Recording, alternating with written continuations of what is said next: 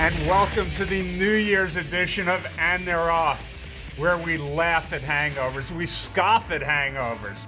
Steve Haskin, are you ready for 11? 11 what? 11 hangovers? I'm still hungover from a bottle of grape juice. You got to get another honeymooners thing in there to start the year. You know that. All right, very good. Steve has just come out of hibernation. He's gearing up on the 3-year-old trail now. The big news over the holidays was the return of real racing, dirt racing, to Santa Anita Park. And joining us now on the horn to talk about the new surface is the white-haired wonder himself, trainer Bob Baffert. Good morning to you. Thanks for joining us. Good morning. Bob, you've had a month now to train over the new surface at Santa Anita. You've had a week of racing over it. What are your impressions of the new surface there? Well, I think, when the first week that we opened, it looked fantastic, but then we got the record rainfall here. It's been just, I've never seen so much rain here at Santa Anita. We got like 14 inches the first week, and then it just kept on raining and raining, so we really hadn't had a chance to really run on a nice, solid racetrack. So, but you know what? When it's dry and even when it got wet, it's handled pretty well. So far, I really like it. Bob, has the track slowed up a little bit from that first crazy weekend? I think the track manager's getting used to it. So he's been on more on the cautious side. So it's been on the faster side only because he's afraid to really open it up and let the water get inside it where he would lose it. So they're still figuring it out. But in the long run, it's so much better than what we had here before. How are the horses coming back, Bob? I had them, they're coming back good. I mean, there's horses, I've seen where horses are, heard there where horses are getting hurt, but I mean, they were getting hurt at Hollywood Park, So it's like, you got to remember, we have the same horses running over and over. I mean, we don't have like Eastern tracks where, they come in from 4 different tracks, So basically the same horses just running, So, unfortunately that's going to happen, but I love the way they're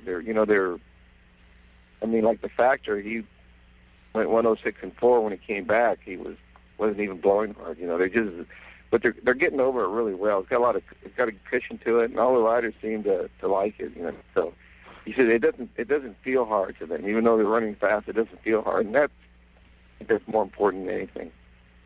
Bob, your program's obviously geared to the Triple Crown races. Was it difficult the past few years trying to figure out if horses like Pioneer the Nile and looking at Lucky, we're going to take to the dirt, and, whether that was a big adjustment and whether there were questions in your mind? Does this make it easier for you, to not have that in the back of your head?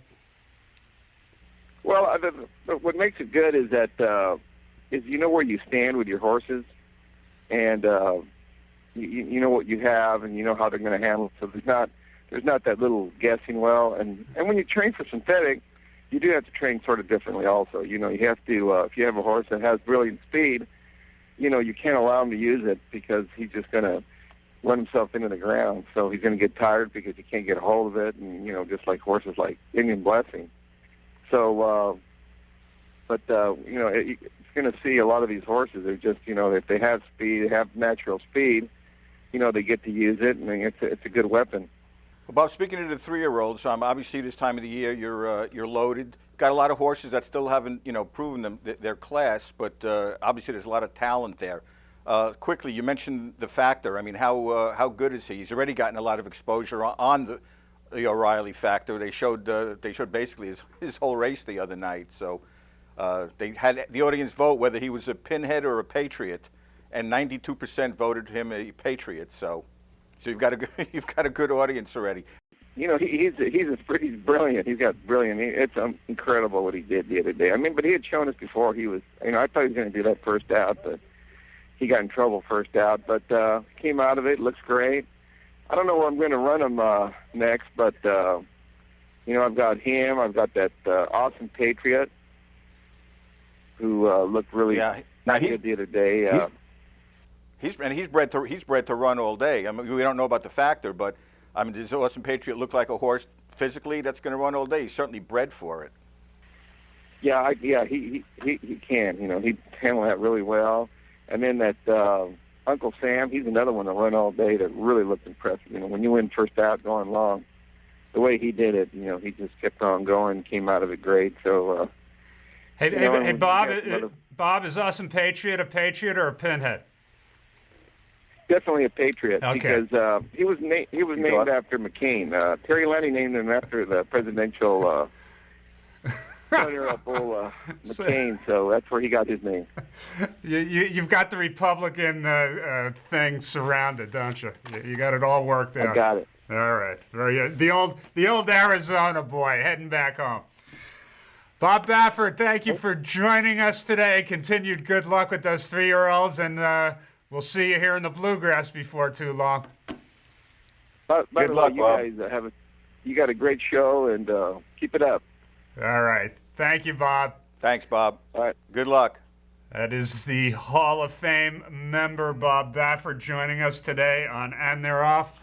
Don't tell us. And Lenny, we never even mentioned. He's got others too. Jay Cito, who he took over, who's That's a proven horse. That's right. And he's got some other impressive winners: Sinai and Coil and Smash. These are all horses that have shown a lot of brilliance. So now, he doesn't like Mr. to Baffert talk is on quite him too loaded. early anyway, Steve. So. No, he doesn't. No. All right.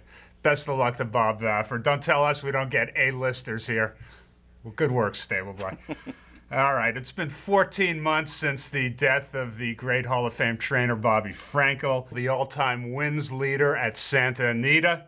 Since his death, Steve and I have been urging California and New York to name a race in his honor and memory. A year later, on this past New Year's Day, Santa Anita ran the Bobby Frankel Stakes, a Grade 2 event formerly known as the San Gorgonio, a race that Bobby won 8 times in his brilliant career. If this is nitpicking, I apologize, but I sure wish they would have named the Grade 1 after Bobby. He was a Grade 1 trainer. He loved going for the home runs in the biggest races, and I think it would have been more fitting, especially since they renamed Grade 1s for Charlie Whittingham, John Mabee, and others. I hope they upgrade this stake at some point because he certainly deserves a Grade 1. Steve Haskin, you okay with what Santa Anita has done with the San Gorgonio? Well, first off, I don't think you have to apologize for nitpicking. I mean, that's what we do here. This is the nitpicking hour. If you didn't nitpick on his subject, we'd still be talking to Bob Baffert. So your nitpicking is better than dead air. Let's put it that way. You know, look, the fact that Frankel has won this race 8 times, the San Gorgonio used to be the only claiming stakes in America back in the 70s. And, you know, Bobby still, he still maintained that claiming mentality, throughout his career. So, I think the race fits. Would I have preferred they had change a Grade 1? Sure. But let's see what happens with this race. It looked like they were going to draw a really, really strong field. Unfortunately, Eclair de Lune was scratched. So, maybe the race will work itself up into Grade 1. Yeah. I think it would have been appropriate had either Harmonious won, because, as everyone knows, Bob Frankel and John and Dottie Sheriffs were like one family. I mean, Dottie managed Frankel's life for him for many, many years, and, he couldn't do anything without her. So it would have been appropriate had they won the first Bobby Frankel. And if Claire de Lune hadn't scratched, it would have been really appropriate for Ron McAnally. I know he really wanted to win this race because Ron McAnally and Bobby Frankel shared the same barn for God knows how many years, and they became really close friends. And I know that Ron wanted to win this race, so he must have been disappointed. But but listen, it wasn't meant to be, and at least he's got a race named after him. Yes, indeed. Steve, Gulfstream Park, whose meet begins today, has announced it is now administering random breathalyzer tests to jockeys, stewards, assistant starters, and gate crew members. Any jockey who registers a .04 or higher will be taken off his mounts for the day. Any of these other personnel will also be sent home for the day, as will anyone who refuses to take the test. Steve, is this a good idea? I think it's great. I love it. I mean, it's something you have to laugh over. I think it's a fantastic idea, especially with the stewards. Because now, instead of them disqualifying a horse for drifting in and out, they can be disqualified for drifting in and out. Yeah. And now you can charge them with a DWI, disqualifying while intoxicated. What do you think about it, Lenny? Very good.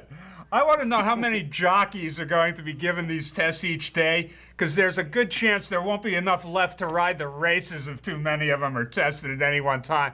And if they're loaded in the morning, I wonder once they're sent home what they'll be doing for the rest of the day. But listen, let's not stop there. I think they should test the owner of the track. In fact, I think they should test anyone who's bought Magna stock in the last 10 years. Those people need to be drug tested. All right. I think the danger here, Steve, is that we're going to find out that these racing officials are actually making these decisions while they're sober, which would be very sobering indeed. I know, at least they would have had an excuse. Yeah. Speaking of racing officials, Steve, please give us an update on the Life at 10 at the Breeders' Cup situation, please. Okay, you want an update? Yes. Here's the latest news. Right off the news desk. You get the picture? Is that Look, it's obvious. It's obvious what they're doing, right? They're so clueless what to do that they're basically just going to outweight everyone and hope it goes away. I mean, there's nothing left for them to do. So I think they're just going to do nothing and wait for it to totally disappear. Now, if you really want to know the answers to this question about what really happened and what the decision was going to be, here's what you do. You sneak into the steward's office when they're not there, and you look under the rug, because that's where the answer is right now. All right. Look, remember when you were a little kid and you didn't want anybody to see you, and you'd go like this? Yeah. Go, oh, good. Nobody can see me. Nobody can see me now. Well, guess what, guys? We still see you. Yeah, I think they lost a golden opportunity to come out with some mishmash announcement on Christmas Eve when nobody was paying attention. But we will bring you the breaking news on Life at 10 in whatever year it happens. That is a promise. whatever millennium. Yes, that is an and they're off promise. We regret to report the passing of Edward Evans, the master of Spring Hill Farm in Virginia, and the man responsible for horses such as St. Liam, Quality Road, Summer Colony, A Little Warm, and many, many others. These are the people who are the backbone of this sport, the people who own these magnificent farms, who race what they breed, and we just can't replace them. Steve, you wrote a major piece on Edward Evans years ago as a cover story in The Blood Horse. Well, what can you tell us about him? Well, I'll say one thing. He was a free thinker. He did things his way, and he didn't care what other people thought. He had an objective. He had his goals in mind, and he went out and he did it. You know, he wasn't your conventional type of owner and breeder. But you talk to, his farm manager, Chris Baker, and his wife, and they just absolutely worshipped him and really admired him. And basically what he did is he went out there and he built an empire out of nothing in Casanova, Virginia. And as you said, you can't replace owners and breeders like this. They are a dying breed. Yeah. And unfortunately, it was people like Ned Evans that made this a true sport that it once was. And, it's a sport dominated by sportsmen. Yes. And we just don't see that anymore. We don't have those sportsmen anymore. And he was a sportsman. He did everything. And when those horses reached the racetrack, they knew everything about them. They knew, where they were every second. They grew up on the farm. They went to a certain place to be broken every year. And that's the way racing was. And I think that's the way racing was meant to be. Yeah, I agree. The sport will miss Edward Evans. Stable Boy, we've certainly missed you over the holiday break. Was Santa Claus good to you? Yeah, Santa Claus was good, but I got the best gift of the season this morning when I saw Lenny Shulman has accepted your friend request on Facebook. A request I put in early 2009. I'm glad to see you finally made it onto Facebook. That couldn't have been me. I thought I thought I was hallucinating when I got my friend request that I made over a year ago was confirmed this morning. You guys I thought I was are the hallucinating. Best. You guys are the best. You know that. I'll send you an email in 2012 sometime. Thanks to our viewers. Yes. Thanks to our sponsor, Darby Dan Farm. We will be back at you in 2 weeks. That will be on January 19th with our Eclipse Awards review. There's always plenty of material coming out of that baby. So we'll see you then. Steve, take care. Bye-bye, everybody. You too. Bye-bye.